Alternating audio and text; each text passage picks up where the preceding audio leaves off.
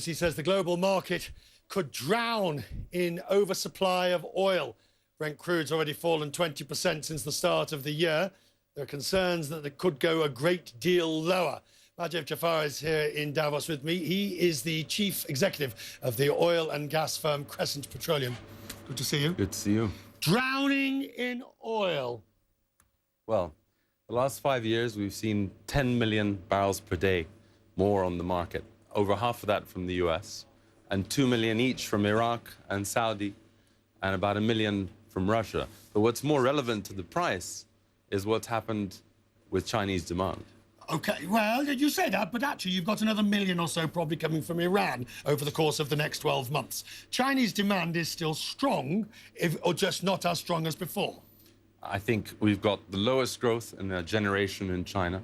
Plus, that growth is half as energy intensive as it used to be. So I think demand from China, I mean, petrol growth, the demand from China is less than India at the moment.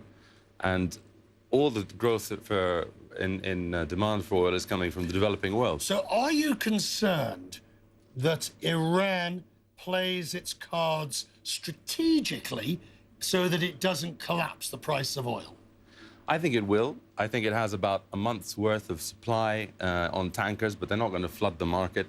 You said 1 million barrel... Over the next year. Probably 500,000 barrels a day immediately. But the US did 10 times that in the last 5 years. So actually more important is how will US shale oil respond and how will demand go? And from the Middle East's point of view, whether it's Saudi or Iran, we're all facing the same issues. You're facing the same issues, and we've already heard the budget from Saudi, the tightening, the possibility of a taxation, and all these sort of things. And yet, we question whether that is sufficient.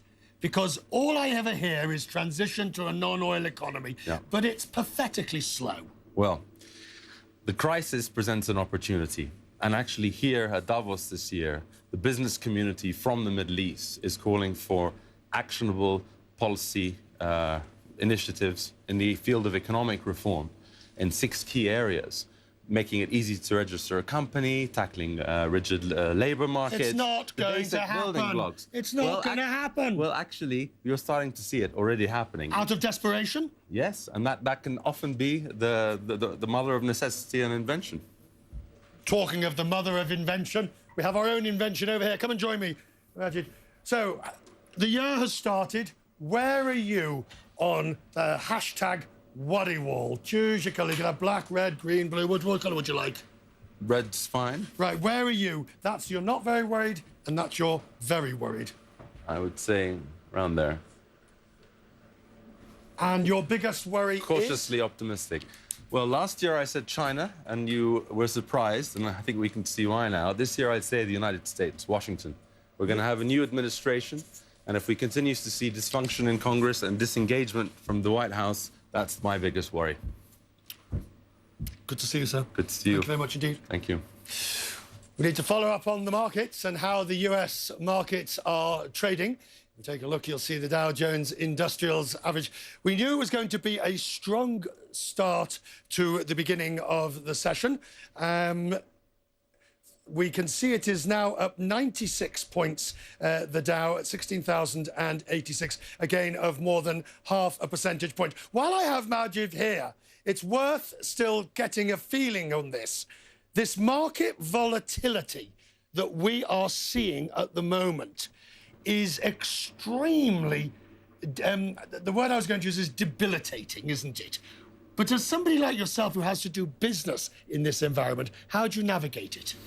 I think there's a confluence of factors that led to such a bad start for the stock market, but the underlying economic news so far doesn't reflect that. So still cautiously optimistic.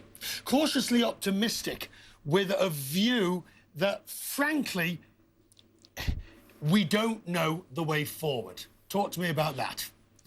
Well, for my region, the way forward is really about tackling some of the crucial reforms, because we've got bigger crisis than the stock market. We've got 30% youth unemployment.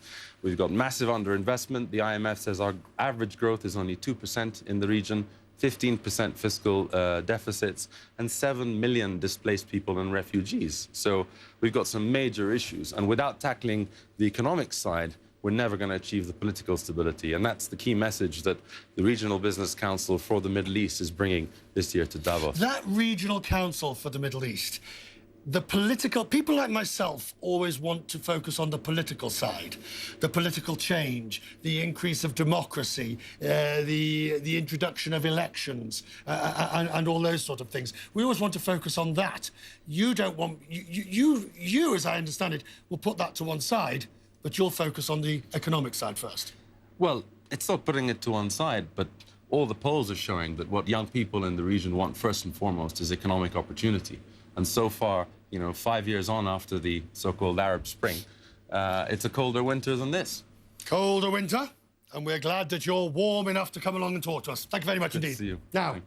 as we come to the end of this special edition of World Business Today, let me take you back to the worry war.